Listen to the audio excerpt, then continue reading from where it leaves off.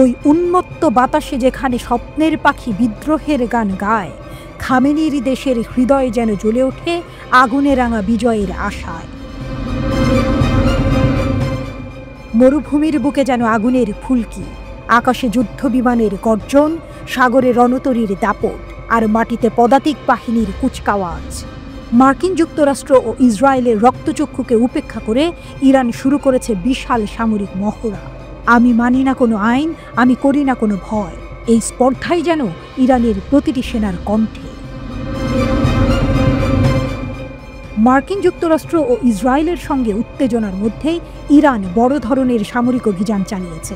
ট্রাম্পকে বার্তা দিতে ইরান বিশাল সামরিক মহড়ার আয়োজন করেছে।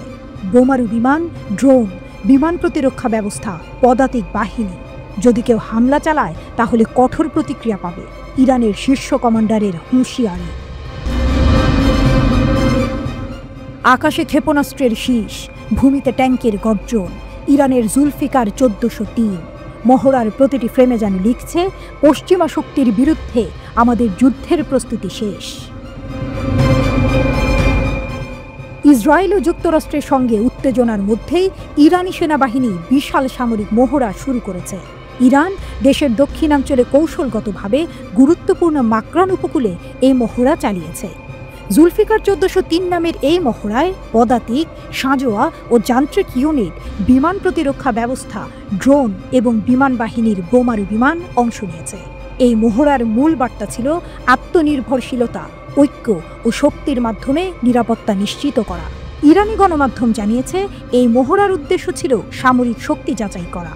এছাড়া এক শীর্ষ ইরানি কমান্ডার যুক্তরাষ্ট্র ও ইসরায়েলকে সতর্ক করেছেন।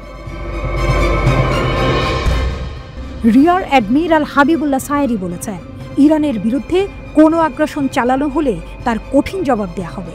এমন সময়ে মহড়া অনুষ্ঠিত হলো যখন যুক্তরাষ্ট্র ও ইসরায়েল বারবার ইরানের পারমাণবিক স্থাপনাগুলোর উপর হামলার হুমকি দিচ্ছে। ইসরায়েলের প্রধানমন্ত্রী নেতানিয়াহু বলেছেন, ইসরায়েল ও যুক্তরাষ্ট্র তেহরানের বিরুদ্ধে তাদের অভিযান শেষ করবে। এই হুমকি পাল্টা হুমকির মধ্যেই দুই পক্ষ সামরিক শক্তি প্রদর্শন শুরু করেছে। এই সপ্তাহের শুরুতেই ইরান তার নতুন বিমান বাহিনী জাহাজ শহীদ বাঘেরি উন্মোচন করেছে। এই জাহাজ ইরানের নৌশক্তি অনেক বাড়িয়ে তুলবে। অন্যদিকে ওয়াশিংটন মধ্যপ্রাচ্যে বড় ধরনের বিমান মহড়া চালিয়েছে। এই অভিযানে আকাশে জ্বালানি সরবরাহ এবং যুদ্ধ বিমান থেকে গোলাবারুদ ফেলার অনুশীলন করা হয়েছে। আমি ঝঞ্ঝা, আমি ঘূর্ণি, আমি পথসম্মুখে যাহা পাই যাই চূর্ণি। ইরানের এই রূপ দেখে কি শত্রুরা পিছু হটবে, নাকি মধ্যপ্রাচ্যের আকাশে বাজবে তৃতীয় বিশ্বযুদ্ধের দামামা?